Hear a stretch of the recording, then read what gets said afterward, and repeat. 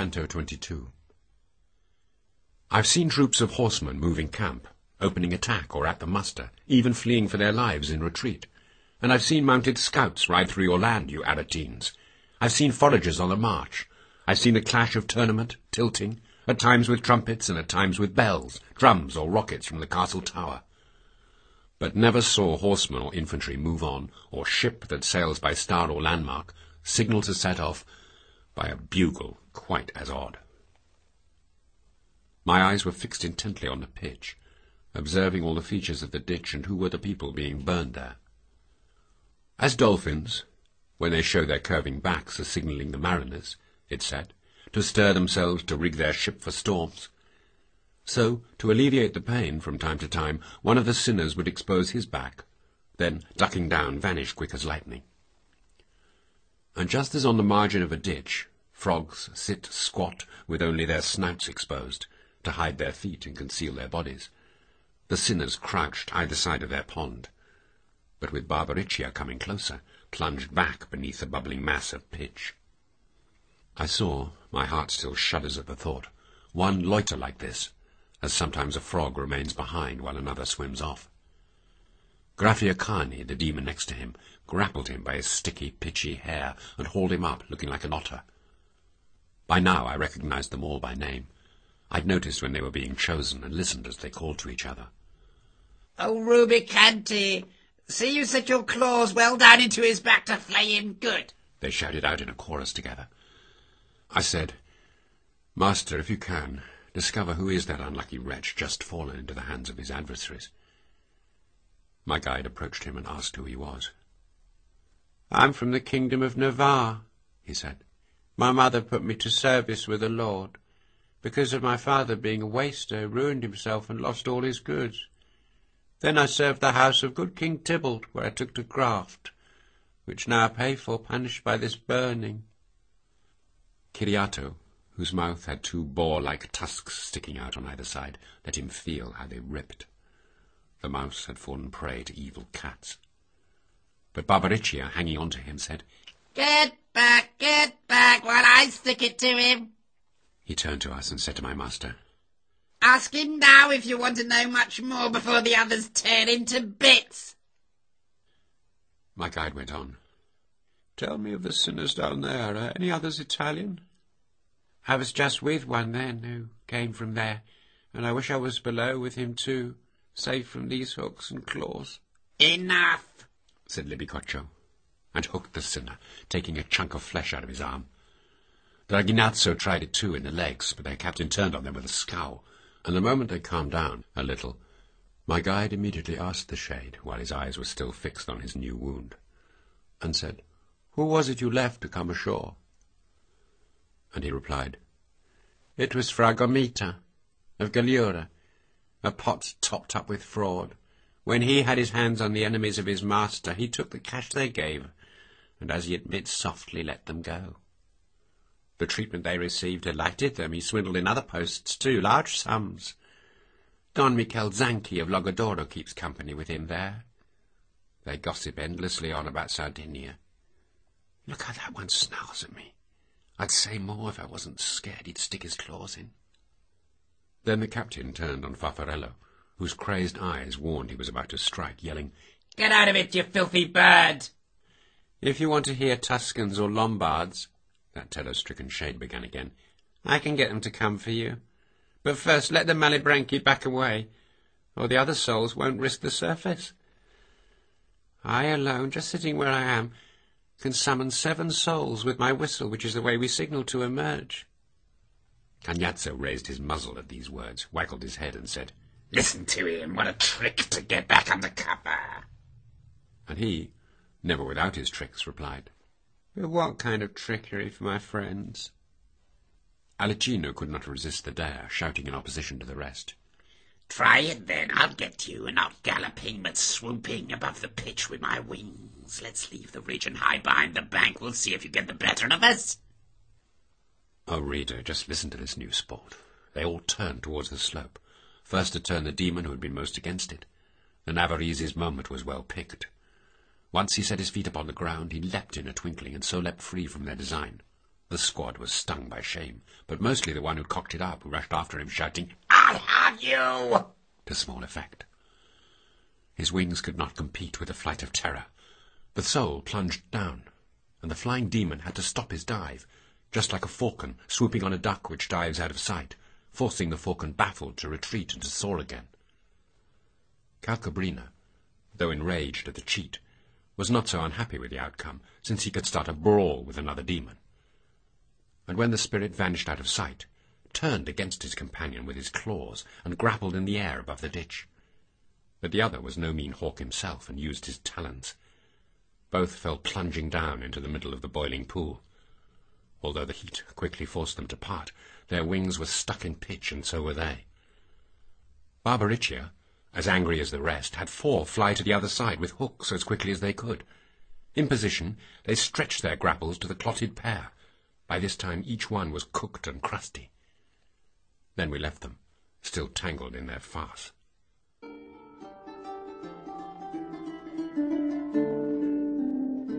Canto 23.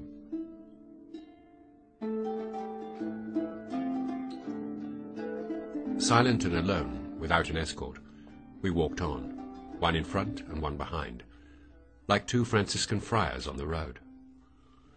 By now I felt my hair all stand on end with terror, and glanced around behind me while saying, "Master, if you don't conceal yourself, and me, quite speedily, I fear the Malibranchi. They are already after us, I'm sure. I feel them coming." He said to me, "If I were a mirror, your outward image would be reflected no quicker than your inner thoughts reach me. But now your thoughts join mine identically, so I formed a single plan from both. If the right side of the slope falls our way to the next ravine, we can slip in there and escape the hunt that haunts us that way." He had not even finished telling me his plan when not far away I saw them, wings spread out in the hope of catching us. My guide snatched me up instantly, just as the mother, awakened by a noise, sees the rising flames close by her, grabs her child and runs, not lingering for some garment. So from the summit of the bank he slid on his back, right down the sloping rock face that hems in one side of the other ditch. No gushing water flowing through a sluice to turn a mill wheel ever ran faster than my master bore me off down that bank, clutched to his chest as if I were his son, not just his mere companion. But scarcely had his feet touched the bottom of the ditch, when on the ridge above us, there they were. But now there was no reason to worry. High Providence, which made them masters of the 5th pit, removes from them the power to leave and confines them there. Down below, we found a painted people, slowly making their way round, step by step, weeping as they went by with weary looks. They all wore cloaks, with the hoods pulled low, covering their eyes, much like a Cluny the Benedictines wear. Dazzling gilt cloaks, but made of lead inside, and so heavy, King Frederick's to them would seem of straw. A weary cloak for all eternity. We turned again to the left, joining them, their miserable wailing in our ears. But wearied by their load, these people walked so slowly that with every step we took, we found ourselves in new company. So I said to my guide, "Could you find one who was notorious by deed or name as we passed by like this?" Someone heard me with my Tuscan tongue, and from behind us cried, "Not so fast, you hurrying through the dark. Perhaps I might be the one to answer." My guide turned round and told me, "Wait for him and then carry on at his pace." I paused. The 2 I saw, whose look betrayed a haste to reach me, were hindered by the pathway with its crowd and their load, but caught us up. They looked askance at me, saying nothing.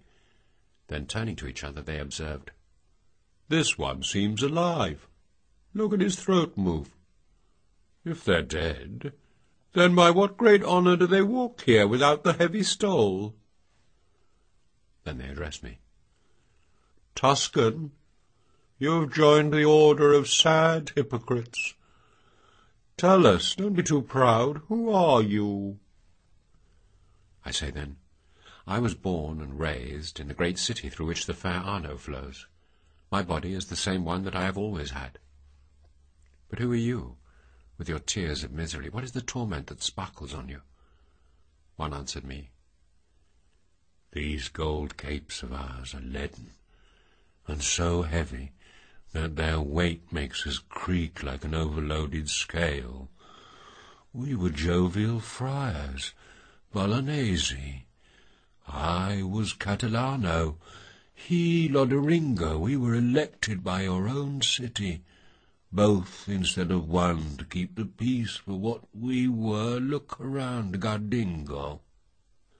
"Oh, friars," I began, "your evil deeds," but said no more, could not. I saw one crucified with 3 stakes on the ground. On seeing me, he twisted himself about and heaved some heavy sighs into his beard. Seeing this, Fra Catalano explained. "That nailed-down figure you're staring at there advised the Pharisees it was prudent to torture one man for the people's sake. He lies splayed out, naked on the road. As you see, first to feel the weight of all who passed by his father-in-law is here, racked out in this ditch, and the councillors who seeded so much evil for the Jews." Then I saw Virgil looking, in wonder, at the spirit spread out upon the cross for eternity in shameful banishment. Then he addressed a question to the friar. "Could you please tell us, if it's allowed, is there a way we could take to the right, without summoning black angels to help to liberate us from this pit?" "Quite near," he replied. "There is a rock that bridges all the pits from the rim, but here it's smashed. You can climb up the fallen mass of rock piled in the bottom, sloping at the sides." My guide paused a moment, looking thoughtful, then spoke. "The one who hooks the sinners there described it to us slightly differently." "At Bologna," the friar said, "I heard all about the devil's vices. I heard, among other things, he was a liar. Indeed, he is the father of all lies." After this my guide stalked off, rather cross, and I departed the overburdened souls, and followed in the track of his dear feet.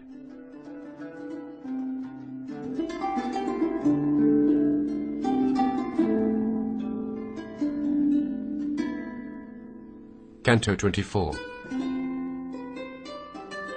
In that part of the young year, when the sun under Aquarius revives its rays, and the nights shrink to last as long as days, when the hoarfrost painting on the ground mocks the very image of his white sister, though the colour of his brushstrokes soon fade, the peasant wakes and sees the whitened fields, and running low on fodder, thumps his thigh, goes back inside, complains like some poor soul not knowing what to do, then looks once more, with renewed hope at the world's face so changed in such a little time, takes up his crook, and drives his lambs to feed on green pasture.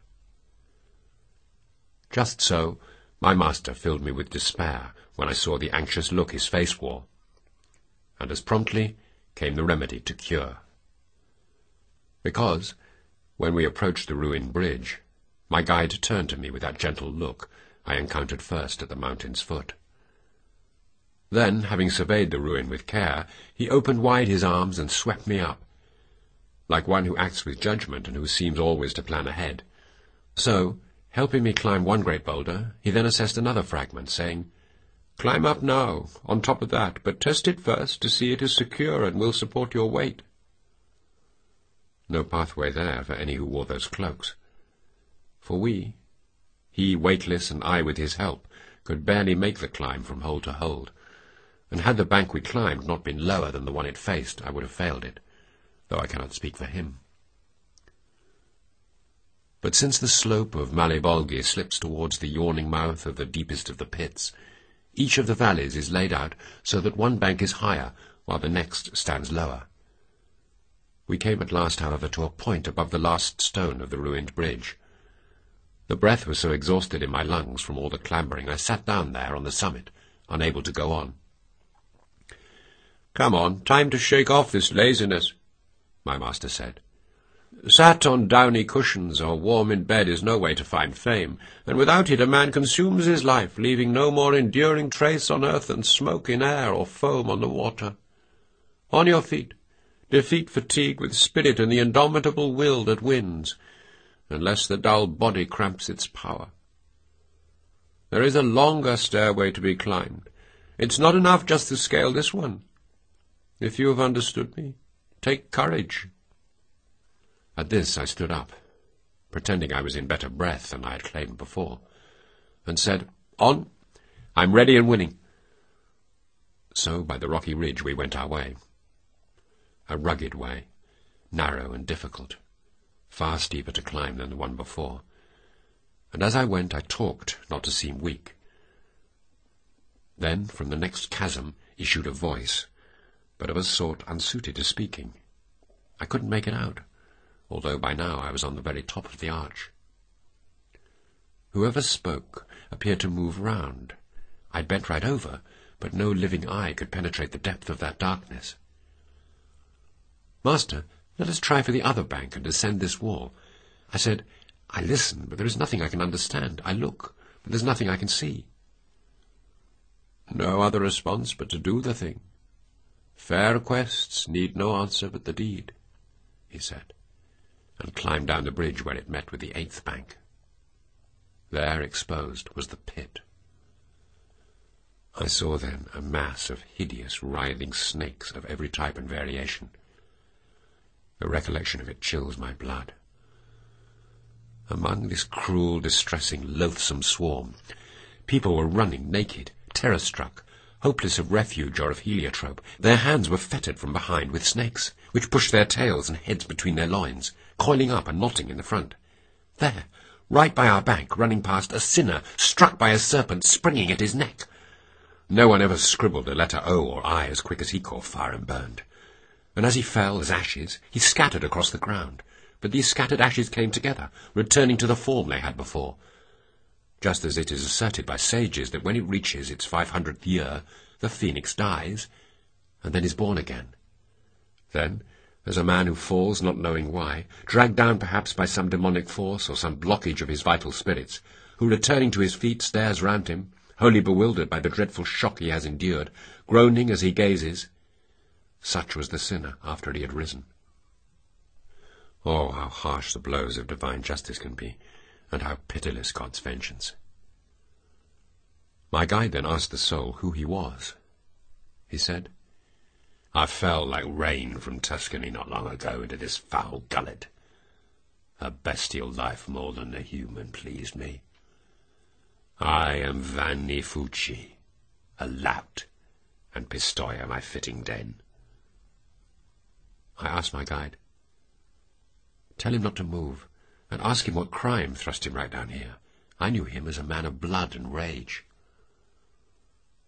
The sinner heard, turning his face to me, colouring with the agony of shame, and said, "That you've caught me in this pit you see me suffering in galls me more than when my other life was snatched from me. But how can I refuse what you ask? I was sent down this far because I robbed the sacristy of its fine ornaments, for which another man received the blame.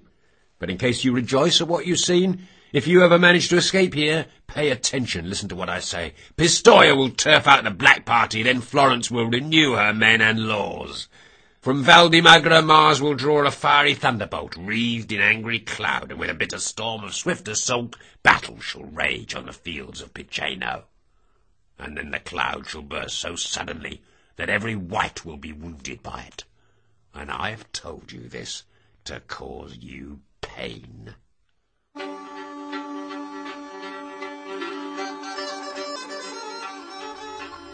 Canto 25. With this the thief, having finished his speech, raised both hands and cocked 2 V signs, shouting, "Up yours, God! So much for you!" And from then I counted all the snakes as friends to me, for one of them was coiling round his throat, as if to say, "And that's enough of that."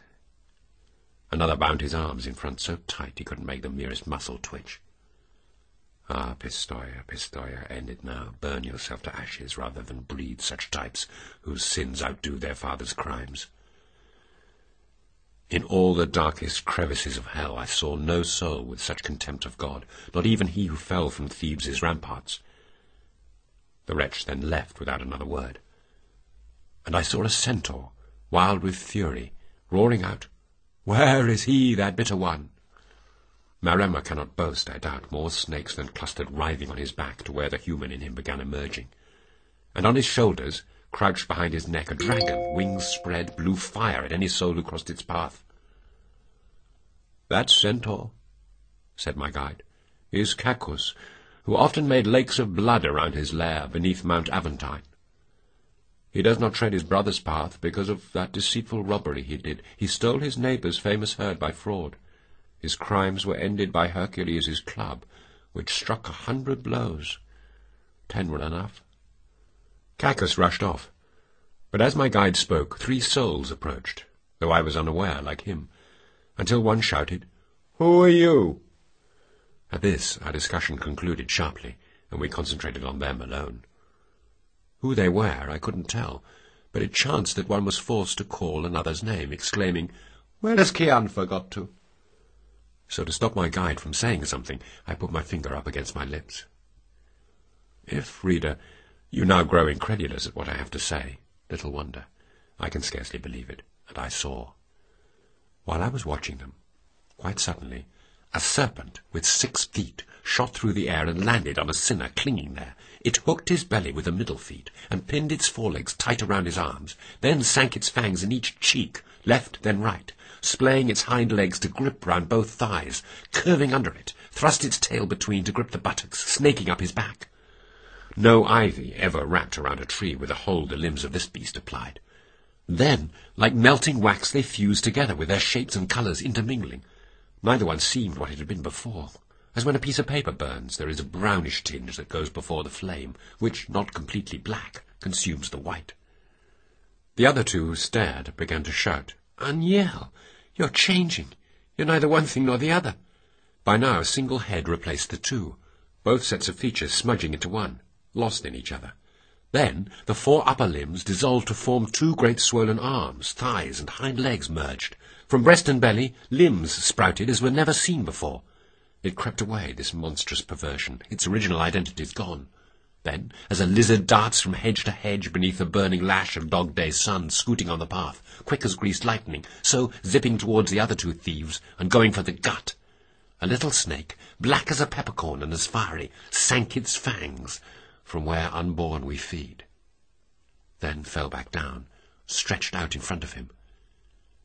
The thief just stared, unspeaking, standing there, and yawned, as if taken by sleep or fever.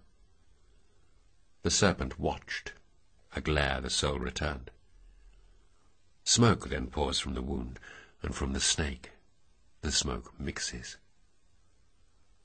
Lucan, be silent here about Sabellus and Nasidius, just listen. Ovid, too, with his Cadmus and Arethusa, who, in his poem, turn one into a snake, one a fountain. I feel no envy for these other authors. They never took 2 beings face to face and transmuted them, one into the other.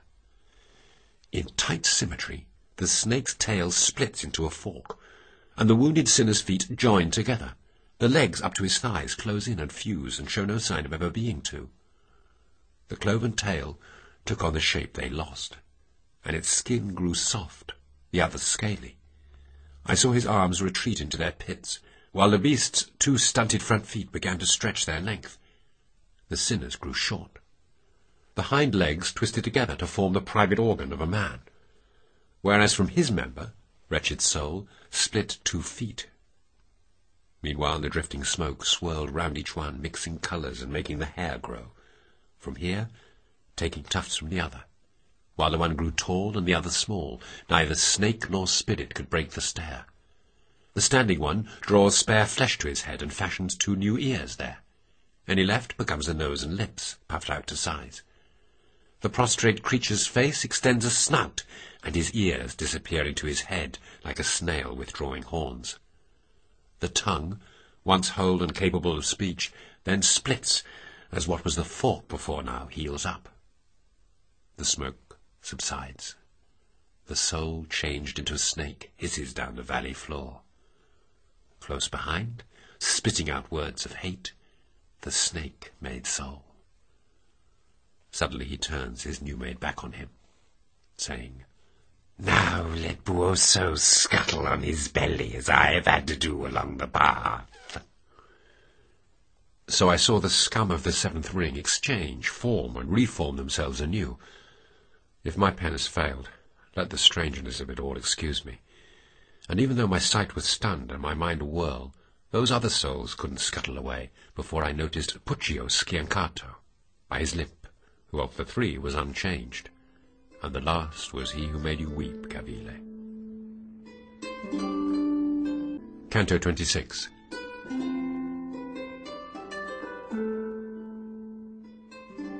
Florence, rejoice.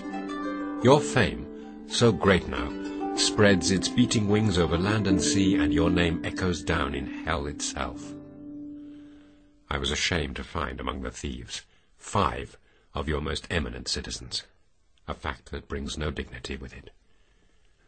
We left that place behind by the same stairs the jutting rocks provided for descent, where, as we went our solitary way, through shattered crags and boulders on the ridge, our feet could not advance without our hands. I know that then I grieved, and I feel now the sorrow, remembering what was there, and more than usual restrain my talent, so that it only runs where virtue leads. If a favourable star, or better, offers me this gift, I should use it well. In that season when he who lights the world least hides his face, and at the hour when flies give way to gnats, the resting peasant on the hillside, looking down the valley where he harvests, sees as many fireflies as were fires that made the 8th pit glow. So I became aware, when finally I stood where its depths came in sight, just as the one avenged by bears was there to see Elijah's chariot depart, when rearing horses flew towards heaven, and straining his eyes to follow could see nothing more than a solitary flame rise ever higher like a little cloud. So here, in the gullet of the abyss, each flame moves along without revealing it steals a sinner wrapped up within it. I stood on the bridge, leaning out to look. Indeed, had I not grabbed a rock nearby, might have toppled headlong to the bottom. My guide, who noticed how absorbed I was, explained. There are spirits in these flames, each one bound up in its own punishment.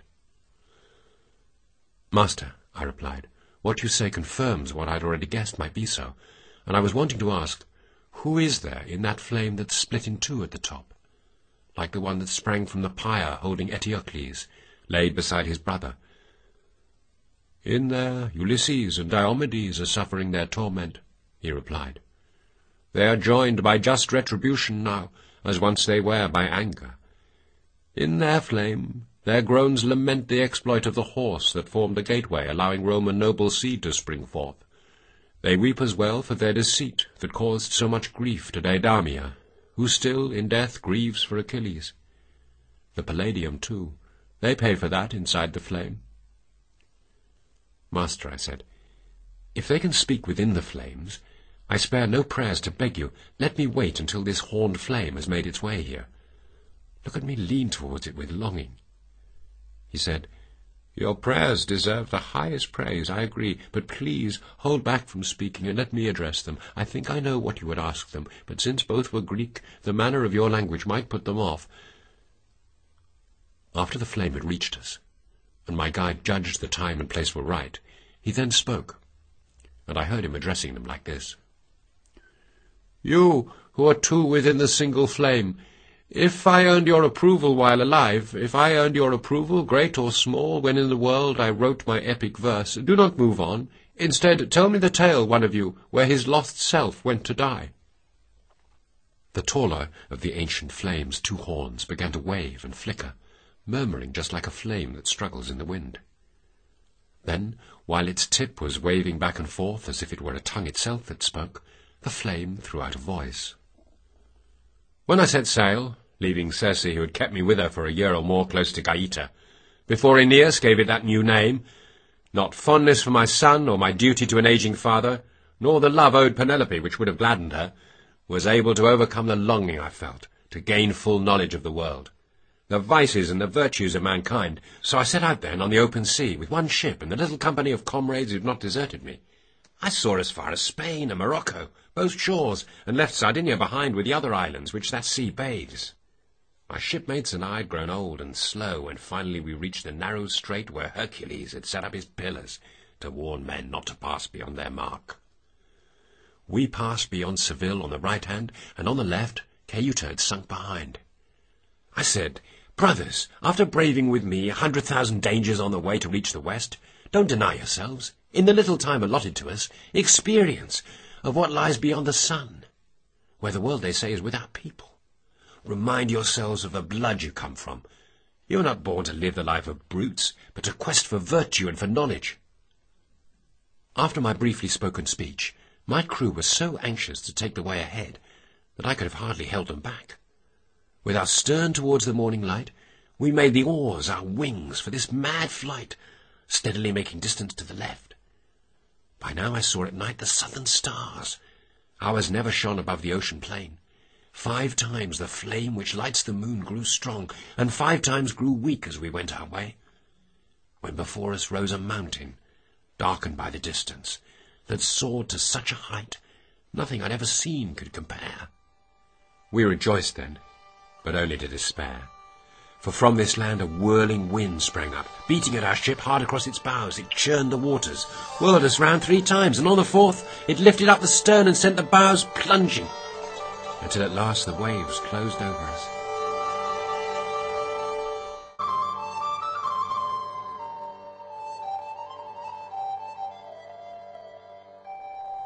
Canto 27.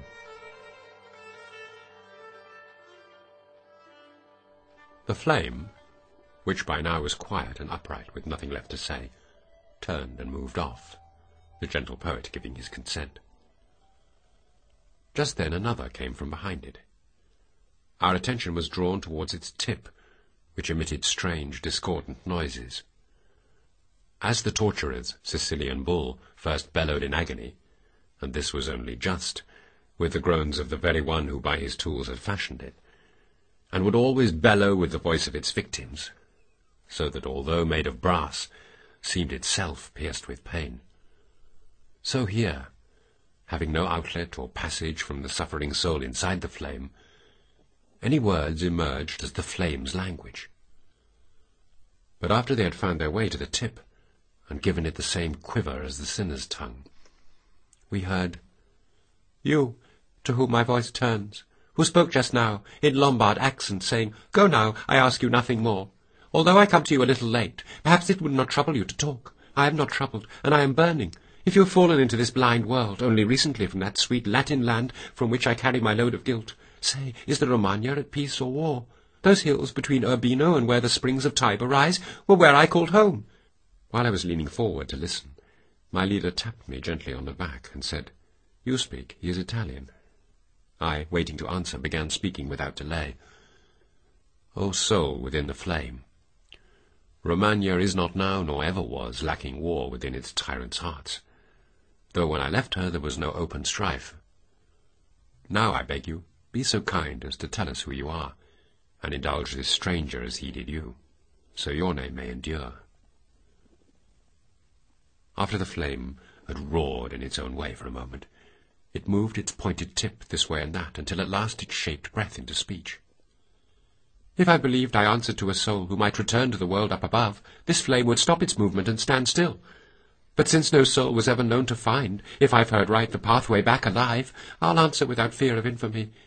I was a soldier, but became friar, convinced wearing the cord would make amends. But for the high priest, and let hell take him, who duped me into sinning once again, my hopes would surely have been realized. Of how and why it went, I'll tell you now. While I was in that form of flesh and bones my mother gave me, my deeds were less lion and more fox. Wiles and secret ways, I knew them all, and so employed those arts that my renown spread far and wide on earth. But when I saw the time had come for me, as it does in the life of every man, to furl the sails and gather in the ropes, what pleased me once now filled me with remorse. I repented, I confessed, I took vows. Oh, misery to think it could have worked. But then the Prince of Pharisees chose war near the Lateran, instead of against the Saracens or Jews. He asked me for my counsel. I kept it, for his words seemed like those a drunk might say. But he persisted.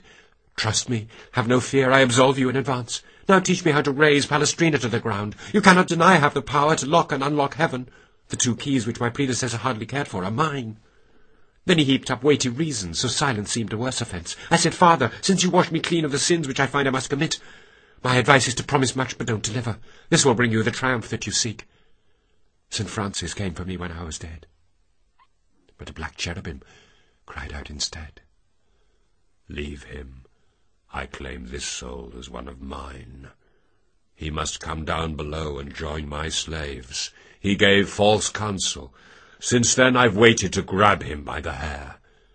Absolution requires repentance, but to will a thing and repent at once is not possible. The thing itself is contradictory. Wretched me! The shock when he laid hold and said, Perhaps you never realized I might be something of a logician. He dragged me down to Minos, who entwined his tail 8 times around his horny back, and then in frenzied rage bit into it. This felon's for the thieving fire, he said, which is why I'm here and lost, as you see, going bitterly about wrapped like this. In silence, the miserable flame moved off in grievous pain with its horn flickering. My guide and I went on along the cliff until we reached the bridge across the ditch, where those who spread discord receive reward.